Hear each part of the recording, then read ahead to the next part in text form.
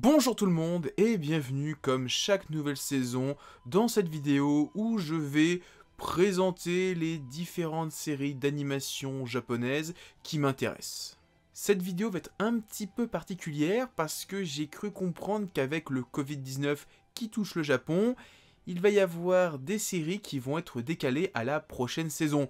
Ce qui fait que je vais vous présenter des séries qui vont peut-être avoir que 2 ou 3 épisodes et on aura la suite qu'en juillet. Mais pour le moment, on n'y est pas encore, et on va commencer à parler des différentes séries que j'ai commencé à regarder. Pour la plupart, j'ai vu au moins un épisode, et je vais vous dire ce que j'en ai pensé.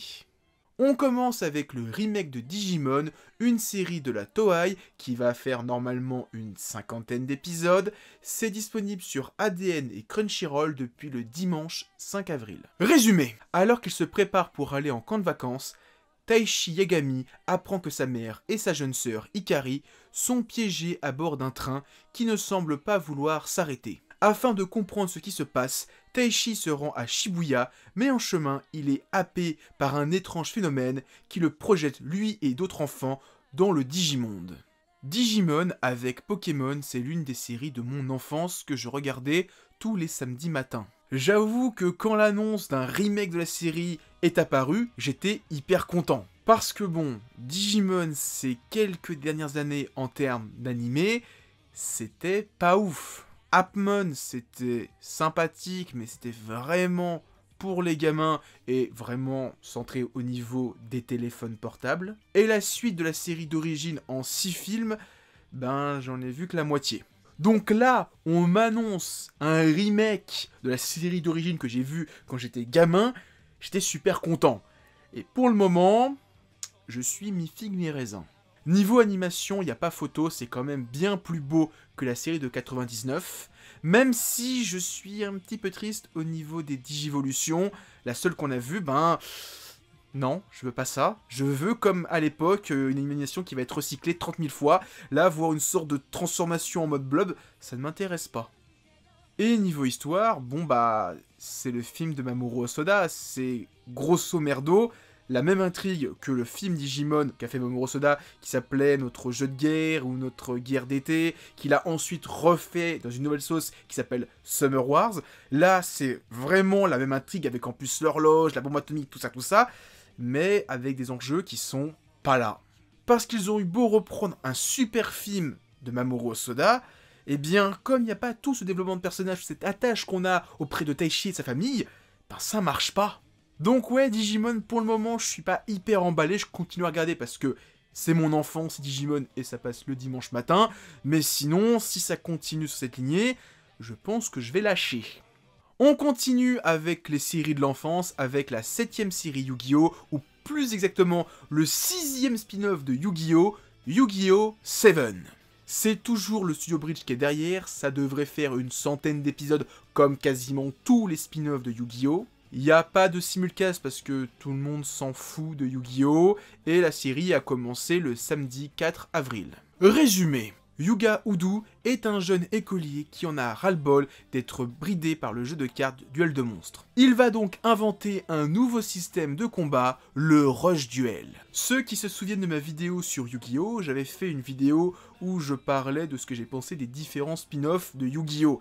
Je pensais qu'on allait avoir une sorte de série remake de la série Yu-Gi-Oh! Avec le délire du speed duel. Finalement, ils ont créé le Rush Duel, qui est étrange. J'avoue que pour l'instant, je me demande comment les gens qui adorent Yu-Gi-Oh! Qui sont dans la méta vont apprécier cette série et donc les nouvelles règles qui vont en découler. J'avoue qu'en termes d'animé et de rythme, la série pour le moment m'enjaille. On a eu un match qui faisait 3 tours, on nous expliquait les différentes attaques, capacités des monstres, et ça allait super vite, ça s'enchaînait, contrairement à d'autres séries Yu-Gi-Oh! Où les matchs étaient beaucoup trop longs, et à la fin, je me faisais chier. Là, ça allait tellement vite que j'étais obligé de tout capter, tout comprendre, tout analyser, pour être dans le délire, et pour l'instant, le premier épisode m'a bien enjaillé, et j'ai hâte de lire la suite. J'espère aussi qu'ils vont pas trop jouer sur la nostalgie, parce que le premier adversaire qui joue un dragon blanc, voilà, ça c'est pour les fans de la première heure. Brand New Animal. C'est une série du studio Trigger dont on ne connaît pas le nombre exact d'épisodes encore. C'est sur Netflix, donc pour le moment c'est trouvable illégalement partout. Résumé. Au XXIe siècle, alors que leur existence avait toujours été cachée, surgissent de l'ombre des animaux anthropomorphiques. Michiru, une jeune humaine, se transforme un jour en tanuki. Choquée par sa nouvelle forme, elle se réfugie à Anima City, un gigantesque complexe créé il y a 10 ans dans l'optique d'accueillir les hommes animaux. Brand New World, j'ai vu le premier épisode et j'étais pas hyper enjaillé, j'étais pas dans la hype du tout de cette série. J'ai regardé l'épisode 2, 3, 4, 5 et là je suis dans le mood. Là, j'avoue que le premier épisode j'étais un petit peu sceptique, je dis oh c'est pas si ouf que ça. Et là depuis l'épisode 2, 3, je suis à fond dedans, j'adore. Et c'est quoi cette mode du Fury qui revient? C'est n'importe quoi là, on va avoir plein de mecs déguisés en animaux à la Japan Expo, ça va être horrible. Faut arrêter ça les japonais. Non, trêve de blague, non franchement la série est très très bien, j'ai beaucoup aimé. En même temps c'est sur Trigger qui est derrière, donc les mecs qui ont fait Kill la Kill, Gurren Lagann, Promare, donc forcément ça sera une super série. En plus j'ai pu comprendre que c'était le scénariste derrière Promare, Kill la Kill et Gurren Lagann qui était dessus, et c'était réalisé par la personne qui a fait Little Witch Academia. Donc j'avoue que je suis super enjaillé.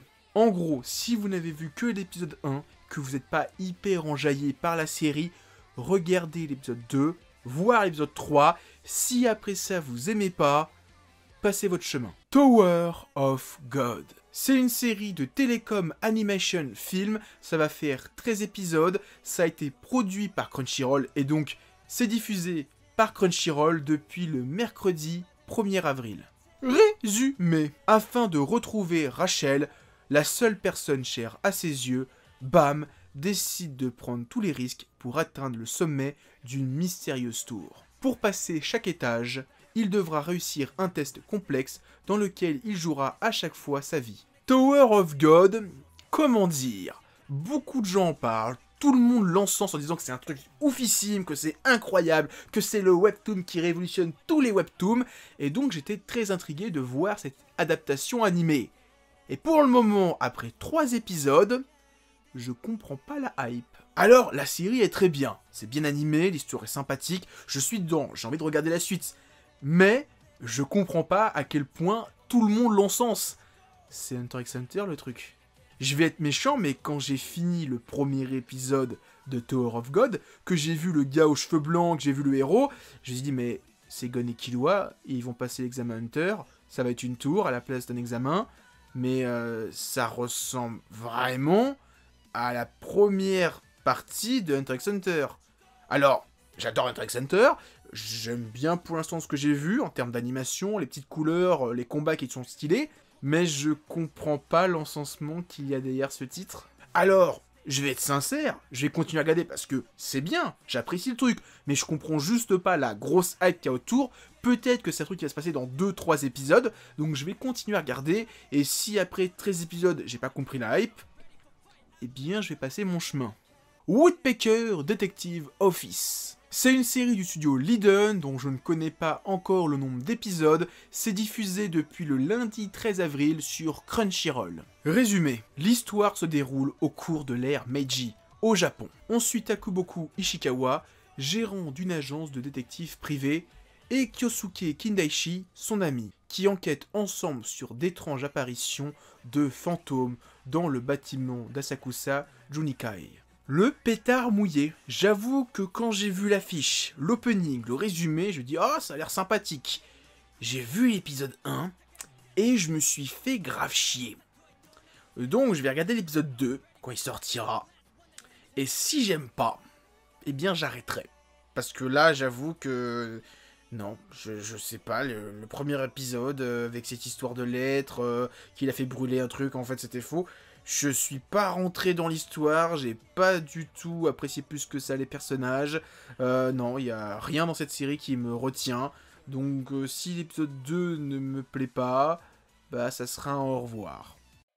Born to be on Air. C'est une série de 12 épisodes par la Sunrise, donc les papas de Gundam, et c'est disponible sur Wakanim depuis le vendredi 3 avril. Résumé. Dans un bar, Minare Koda peste contre son ex-petit copain auprès d'un journaliste radio, qu'elle vient tout juste de rencontrer. Le lendemain, quelle n'est pas à sa surprise, quand elle entend sa voix enregistrée et diffusée à la radio. Folle de rage, elle fonce à la station radio, mais sur place, les paroles enjôleuses du directeur d'antenne l'incitent à improviser une diatribe sur la philosophie amoureuse. Born to be on Air, c'est le dernier manga en date de Hiroaki Samura, le papa de l'habitant de l'infini.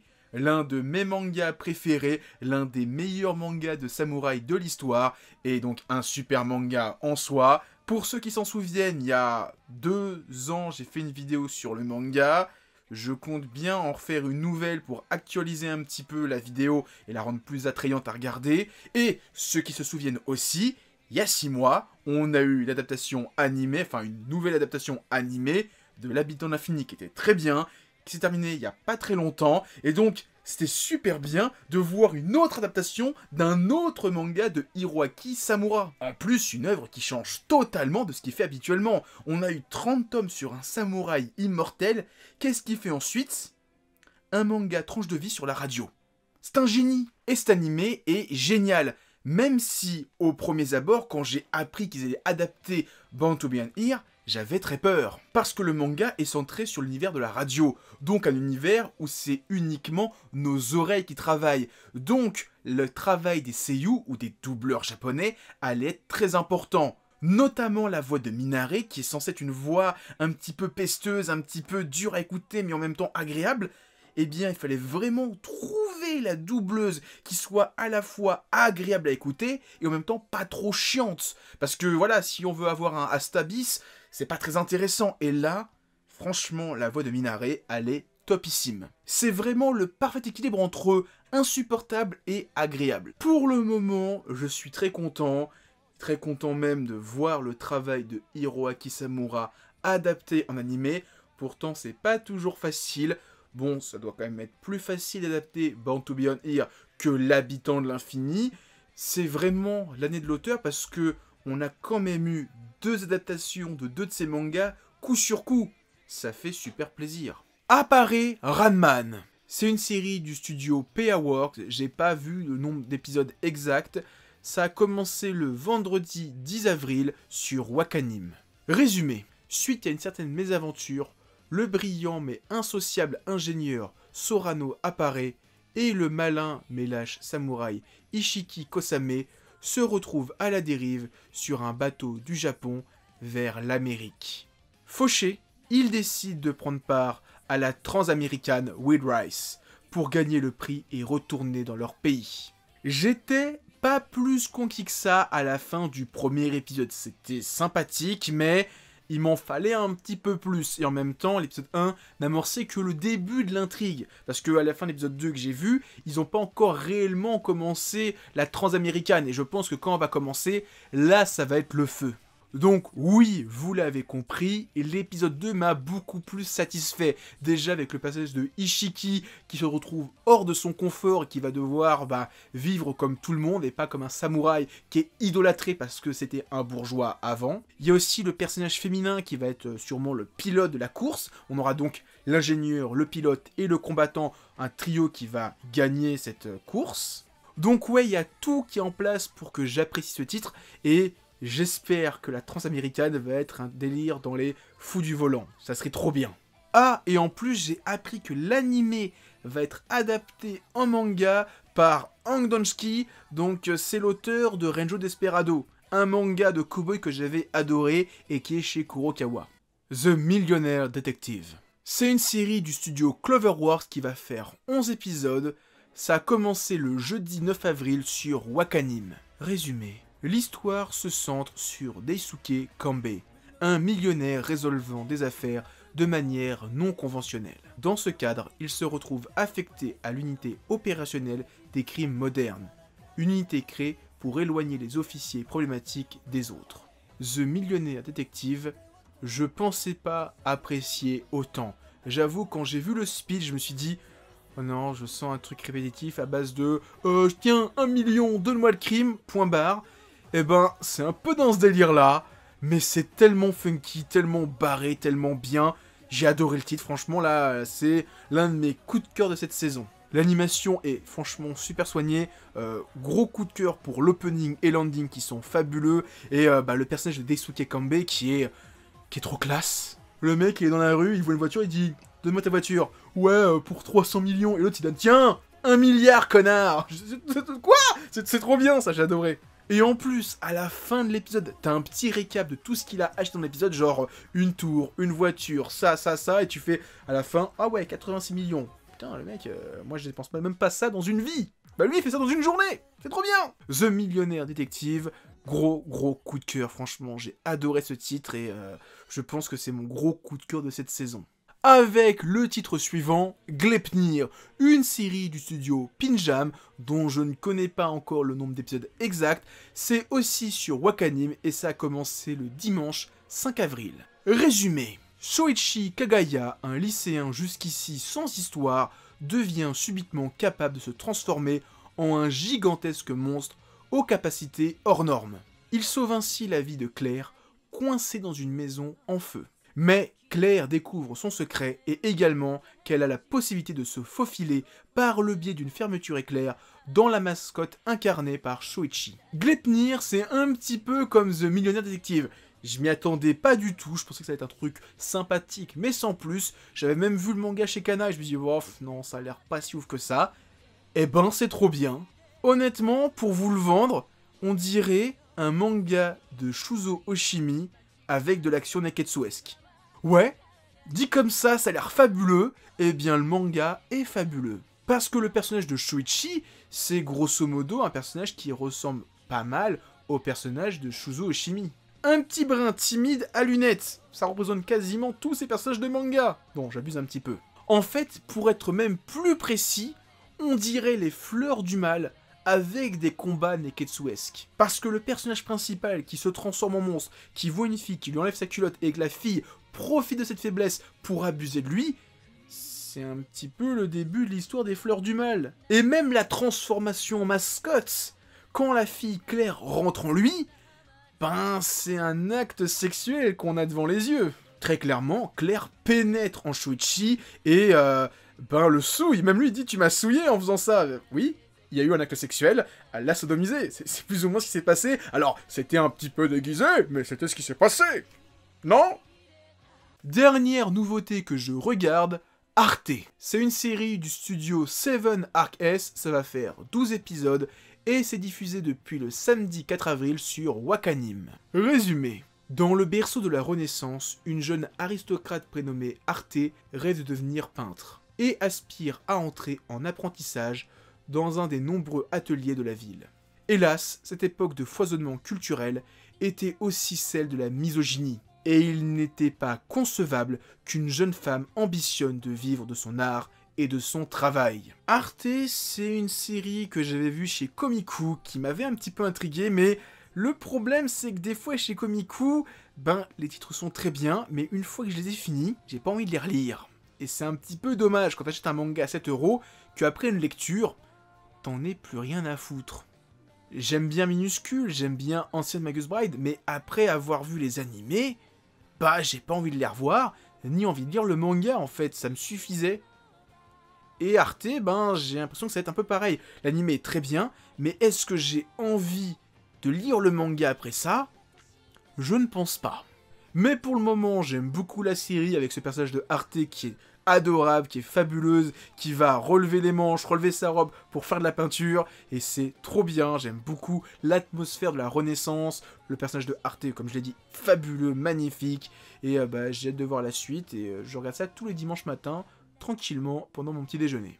Maintenant qu'on a parlé de toutes les nouveautés que j'attendais, je vais faire un petit topo rapide sur toutes les nouvelles saisons que je regarde. Tout d'abord, il y a Fruit Basket saison 2, c'est toujours TMS Entertainment, ça va sûrement faire 24 épisodes, et cette fois c'est que chez Wakanim, ADN n'a pas renouvelé la saison 2, je sais pas pourquoi. Très bonne série, moi j'adore, je vais continuer à regarder parce que c'est trop bien, et j'ai craqué, j'ai acheté les 12 tomes de l'édition Deluxe. Kaguya-sama Love is War saison 2, c'est toujours de Awen Pictures, ça va sûrement faire une 12aine d'épisodes, et c'est toujours chez Wakanim. Kaguya-sama que j'ai découvert sur le tard, c'est trop bien. regardez ça, j'ai adoré, l'épisode 1 était trop bien, ça faisait des petites références à la saison 1, et je pense que je vais toujours adorer cette série. Et dernière petite question, pourquoi le manga il est toujours pas licencié en France ? Food Wars saison 5, c'est toujours par JC Staff, c'est toujours sur Crunchyroll, et ce depuis le vendredi 10 avril. J'ai pas grand chose à dire parce que j'ai pas vu la saison 4, et cette saison sera la dernière, et voilà, ceux qui étaient pas au courant, voilà, Food Wars de saison 5, que je regarderai pas. Dans le même délire, il y a Kingdom saison 3 par le studio Signops, c'est diffusé par ADN depuis le dimanche 5 avril. C'est comme Food Wars, j'ai vu la saison 1 il y a très longtemps, j'ai jamais vu la saison 2, et honnêtement, Kingdom, pour moi, c'est plus le manga que l'anime, donc je vais passer mon chemin. Même si la série a l'air très bien, je m'en fous. Et on finit avec la seconde saison de Major Second, qui va faire 24 épisodes par le studio OLM. Crunchyroll avait la saison 1, mais je crois qu'ils n'ont pas renouvelé la saison 2. Et j'ai vu l'épisode 1, et en fait, je me suis rappelé que c'était chiant, en fait, vers la fin, Major, donc j'ai préféré arrêter tout de suite. Voilà, c'était ma grosse vidéo sur les animés de printemps 2020. J'espère que vous avez aimé la vidéo. Si c'est le cas, likez, commentez, partagez-la. Et en description de la vidéo, il y a des liens vers mon Twitter, mon Discord et mon Instagram. Et moi je vous dis à plus et continuez à lire des mangas. Allez, ciao tout le monde.